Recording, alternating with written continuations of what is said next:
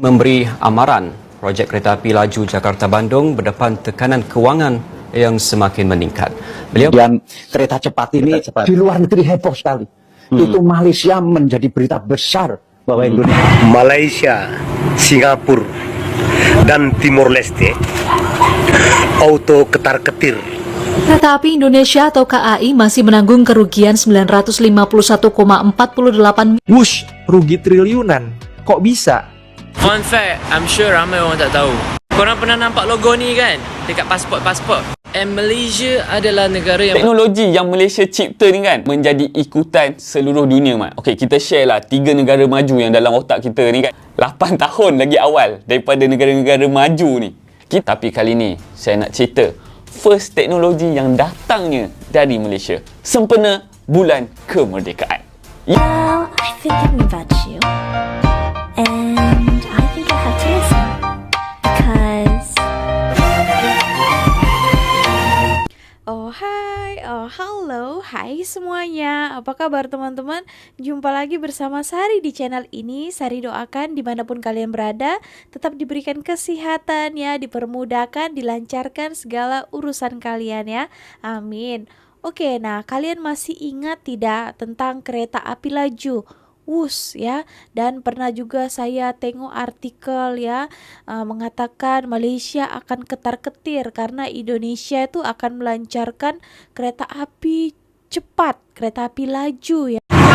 Malaysia, Singapura, dan Timor Leste auto ketar-ketir.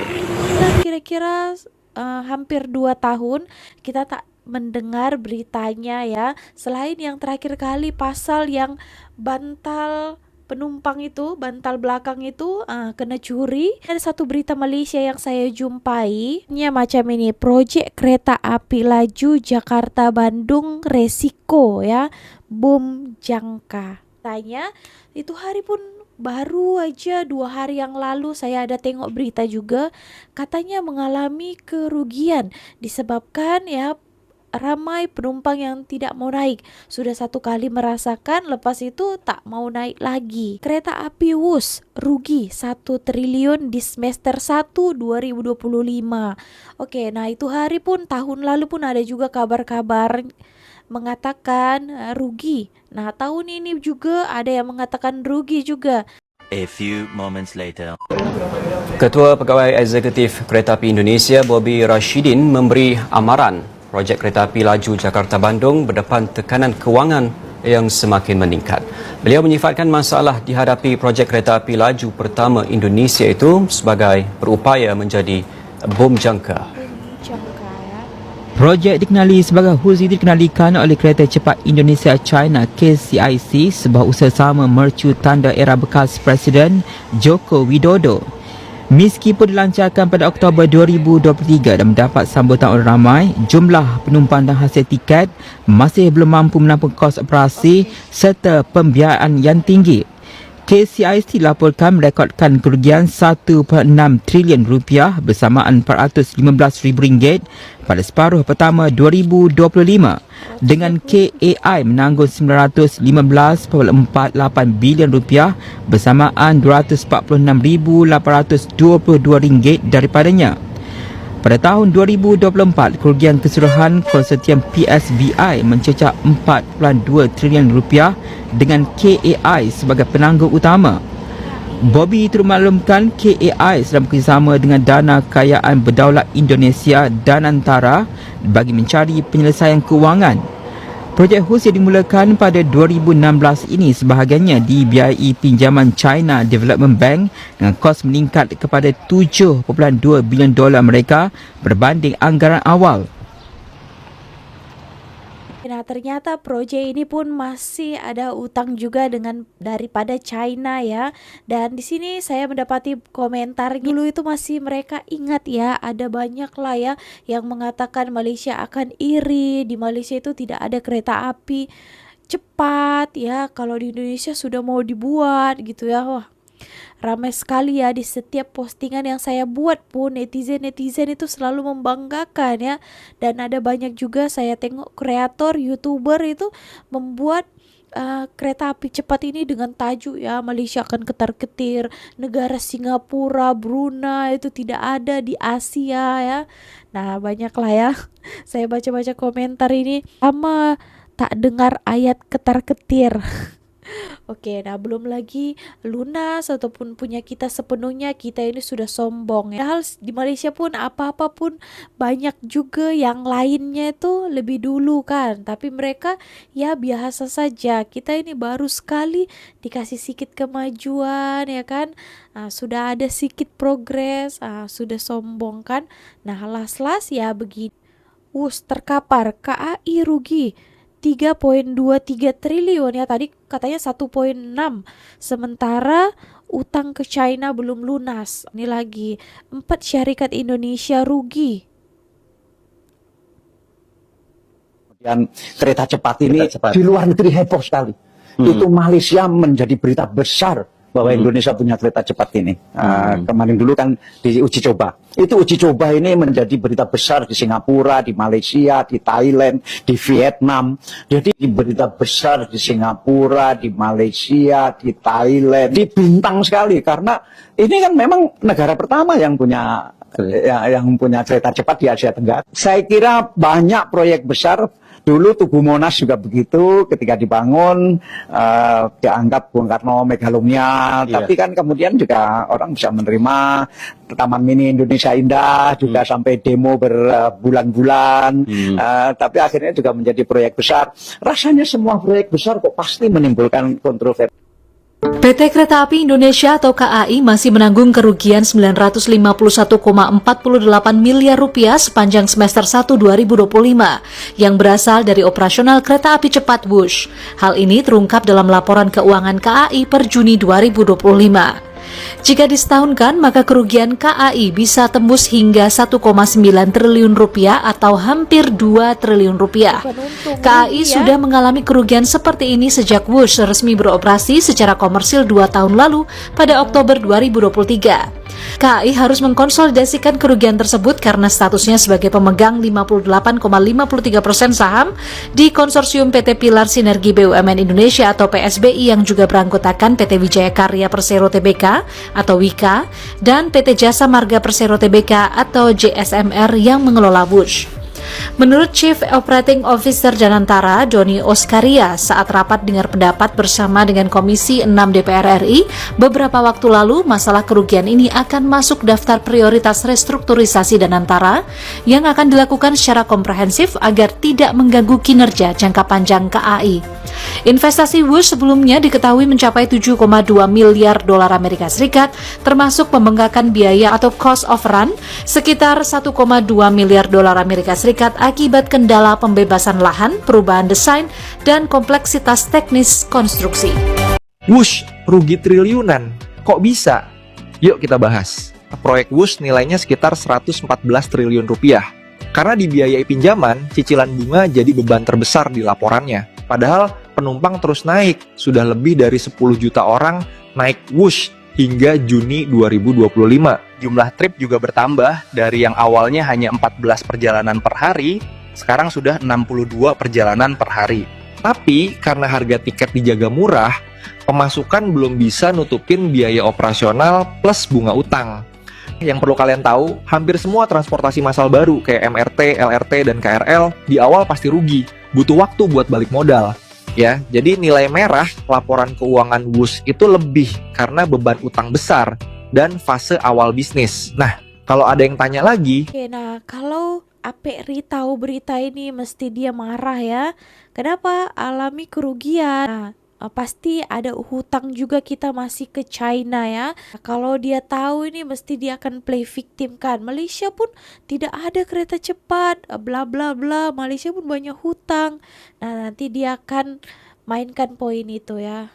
Jangan sampai dia tahu ini ya. Oke. Warga Jabodetabek, apakah kalian pernah naik bus?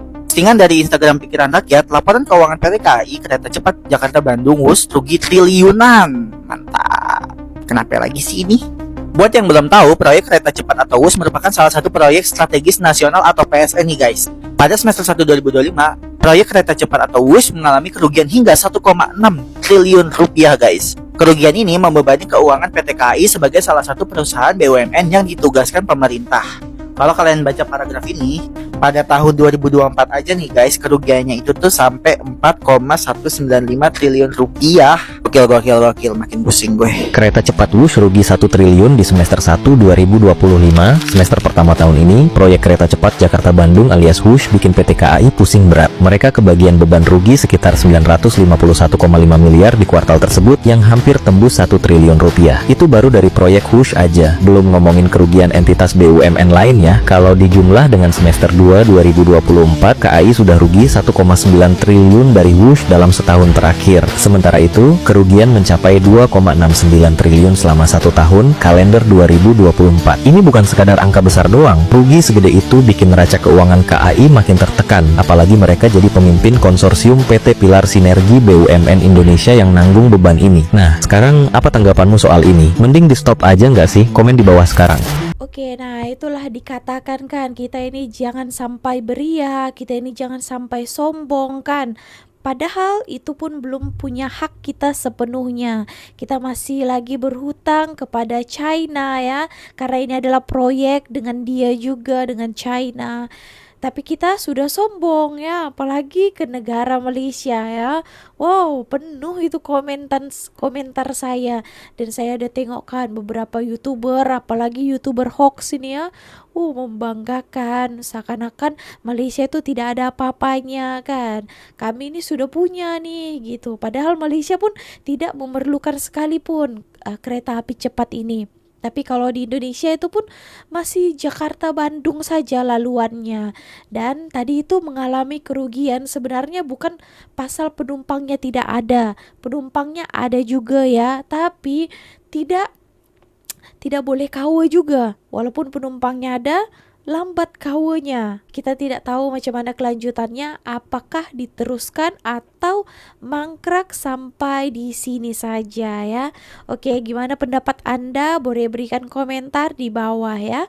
Oke, sebenarnya Malaysia ini pun tidak ada pun kalau membuat sesuatu. Mereka ini gembar-gemborkan. Mereka apalagi sampai merendahkan negara-negara yang lain kan. Palingan mereka itu bagi tahu saja kepada rakyatnya, kita dah punya ini, kita ada aset negara ini. Nah, ini boleh digunakan di dalam negara kita tanpa ada menyentil negara-negara lain. Tak adalah mengetar-ngetirkan negara orang lain, membuat iri kan.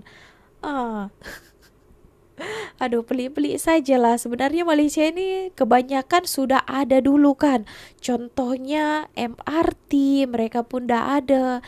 Tapi tak ada pun sampai beria-ria bagi tahu seluruh dunia kami yang punya ini. Ya teman-teman, nah ini salah satunya juga IC Malaysia ataupun Identity Card, ataupun kalau di Indonesia KTP, kita kartu tanda penduduk ya. Kalau di Malaysia dikatakan IC. Carakan ini ya, karena saya ada kebetulan jumpa satu video ini yang menarik untuk kita kongsikan ya. Kalau Malaysia ini IC tuh dia ada chipnya.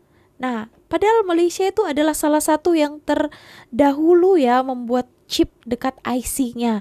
Kita di Indonesia belum lagi sebenarnya, tapi kalau mungkin nanti sudah ada, padahal baru saja dibuat, wow, mesti akan katakan negara lain ketar-ketir. Padahal negara lain pun sudah ada dulu kan, tapi ya tak adalah macam kita.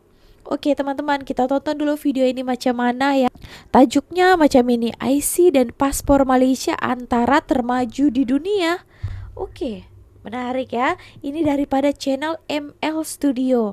Oke, kita tonton bagaimana cuplikan videonya. Jom. Teknologi yang Malaysia cipta ni kan menjadi ikutan seluruh dunia mat. Okey, kita share lah 3 negara maju yang dalam otak kita ni kan. UK mula guna pasport biometrik ni pada tahun 2006. Okey, Jepun pun pada tahun sama 2006.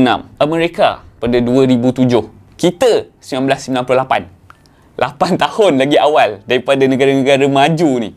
Kita selalu kagum kan tengok teknologi daripada luar negara. iPhone daripada Amerika, Samsung daripada Korea, China ada BYD. Yang nak initiate teknologi tu bukan Malaysia. Malaysia mengguna saja. Tapi kali ni saya nak cerita first teknologi yang datangnya dari Malaysia. Sempena bulan kemerdekaan. Yang pertama Menarik, adalah MyCard. Kalau kita imbas balik sejarah kad pengenalan ni kan, kad ni diperkenalkan pada tahun 1948. Tujuan pengeluaran kad pengenalan ni adalah untuk menjaga keselamatan daripada ancaman komunis ketika itu. Jadi, kad pengenalan ni diwajibkan kepada rakyat Malaysia yang berumur 12 tahun ke atas. Ini adalah untuk mengawal pergerakan rakyat Malaysia. Yang ada kad pengenalan saja, kita tahu tu orang Malaysia. Yang tak ada tu adalah komunis. So, strategi ni berkesan lah. Jadi, itulah sejarah asas macam mana kad pengenalan ni boleh wujud di Malaysia. Lepas tu datanglah evolusi untuk makin kembang kad pengenalan ni, makin canggih. Masa 1948 tu, kad pengenalan hanyalah kad kertas sahaja. Lepas tu pada tahun 1960, daripada kad kertas tu dia upgrade kepada plastik yang lebih keras dengan tulisan tangan dekat plastik tu lah. Lepas tu pada tahun 1990 ada lagi satu evolusi lah. Kad plastik tu dia upgrade kepada kad plastik yang lebih kualiti dan dia add on foto hitam putih. Dan pada tahun 1999, kad pengenalan ni sekarang ni foto dia berwarna. Jadi itulah beberapa evolusi daripada kad pengenalan sekeping kertas tu kepada kad yang kita pegang sekarang ni. Jadi apa yang teknologi pertamanya? Okey, ini best. Pada tahun 1996, Tun Dr. Mahathir, Perdana Menteri keempat pada ketika itu, dia ada idea dia nak buat satu kad ni yang menggabungkan semua jenis fungsi. Jadi, projek ni telah pun dilancarkan oleh arwah Datuk Seri Abdullah Ahmad Badawi pada 5 September 2001. Pada ketika ini, kad ni dilancarkan untuk merancangkan ekonomi digital di Malaysia. Projek kad pintar pelbagai guna kerajaan ataupun MyCard ini adalah sebahagian daripada inisiatif Koridor Raya Multimedia. Projek MyCard ni merupakan salah satu projek daripada 7 projek yang Malaysia memperkenalkan tu. Tapi yang first Malaysia buat ni adalah chip yang diintegrate sekali dalam kad tu. Ya guys, chip, IC korang yang ada chip tu, Malaysia first yang introduce weh. Wow. Gila mat. Chip tu mengandungi pengenalan identiti korang, iaitu cap jari korang, gambar korang, tanda tangan digital korang, dan adalah beberapa maklumat sulit tentang kesihatan korang. Mesti korang terkejut kan? Rupanya chip tu kita boleh buat masuk sekali info pasal kesihatan korang. Darah jenis apa, penyakit kronik apa korang ada, waris korang tu siapa. Ni masa saya baca saya pun terkejut mat. Saya ingat IC ni untuk bagi dekat polis tu. Polis kata, bawa lesen dengan IC. Saya ingat macam tu je. Rupanya semua data, maklumat peribadi korang ada dalam chip tu guys. Sebab itulah saya datang balik terfikir yang patutlah semua benda macam beli rumah, beli apa, nak buat bank, nak buat apa, semua kena guna IC ni. Bukannya sebab dia nak tahu kita rakyat Malaysia ke tak. Yelah memang rakyat Malaysia je yang boleh apply benda tu. Tapi kenapa guna kad IC ni? Rupanya ada banyak lagi maklumat kat dalam kad tu. Macam saya cakap tadi, kad ni juga boleh guna sebagai touch and go untuk pengeluaran masuk digital wallet tu. Okay? Korang top up kat situ, korang boleh pergi LRT, korang boleh pergi mana-mana tol apa semua kan. Tapi korang jangan tanya, ada isu baru ni. Kad IC baru tak boleh guna kat tol. Saya tak tahu kenapa. Okay?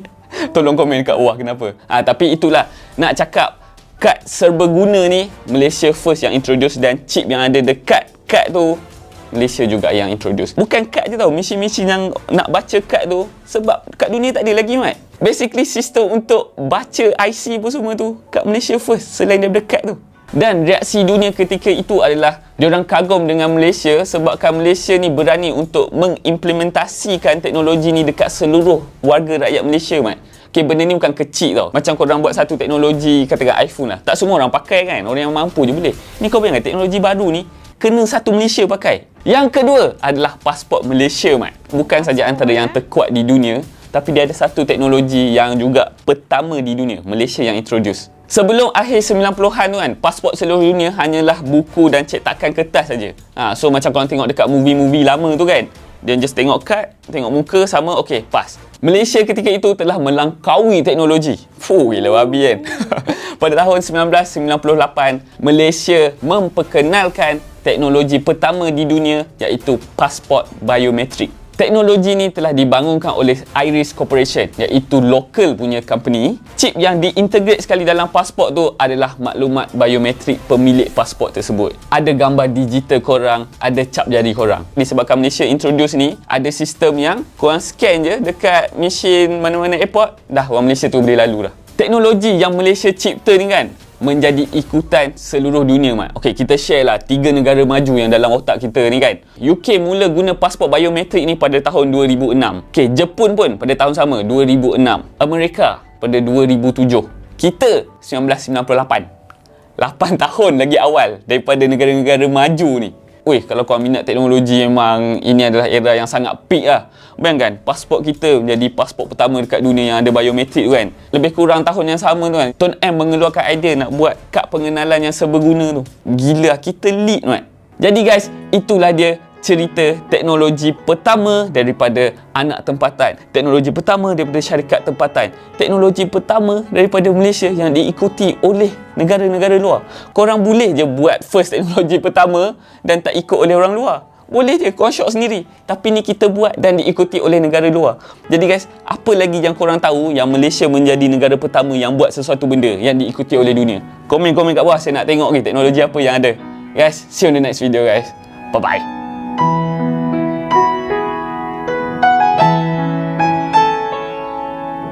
Gitu ya tadi tentang IC dan juga paspor Malaysia ya. Oke, itulah ya kan, Malaysia padahal sudah ada dulu daripada negara-negara bukan di Asia ya, di dunia. Negara-negara yang sudah maju terlebih dahulu, tapi ini Malaysia yang pertama yang ciptakan ya. Tadi itu katanya paspor yang ada biometrik ya. Dan juga tadi IC-nya itu ada chipnya. Semua data-data pribadi kamu ya, pemegang IC itu rakyat Malaysia ada di dalam itu. Fun fact, I'm sure ramai orang tak tahu. Korang pernah nampak logo ni kan dekat pasport-pasport? And Malaysia adalah negara yang pertama menggunakan biometric pasport pada 1998. Dalam banyak-banyak negara, negara Malaysia menjadi orang pertama menggunakannya. Benda ni adalah benda yang kita sangat-sangat proud of, kerana ianya dapat menjimatkan banyak masa kita orang. Bayangkan, tanpa adanya biometric chip ni, kita kena beratur dekat immigration, menjumpa orang tu, tanya soalan macam-macam, lepas tu kena chop, baru boleh lepas. Sekarang ni tak perlu, kita just scan kita punya pasport and then ambil gambar, dah settle. And we all should proud that sebagai seorang rakyat Malaysia, we should proud of it. Nah, itu hari saya ada pernah reaksikan lah beberapa kali ya, apa-apa saja function daripada IC ini. Nah, sangat beruntung ya kalian, saya tak punya. Tak apalah ya kan, janji anak saya dan husband saya mempunyainya ya. Oke teman-teman, terbaik ya, walaupun Malaysia sudah ada dulu yang membuat, menciptakan juga, tapi adalah sangat beria-ria, mereka just bersyukur, enough. Terbaik ya kan. Buat apa kita meninggi-ninggikan? Itu namanya kita ini sombong. Jangan dulu bersombong-sombong ataupun sampai mengetar-ngetirkan, sampai membuat iri katanya itu negara lain ya. Padahal negara lain itu pun sudah lebih maju daripada kita, sudah lebih maju daripada kita. Oke teman-teman, seharusnya kita belajar, kita memperbaiki, kita berusaha untuk kemajuan negara kita nanti. Oke teman-teman, so segitu aja video kali ini. Terima kasih telah menonton. See you on my next video with me, Misari. Bye.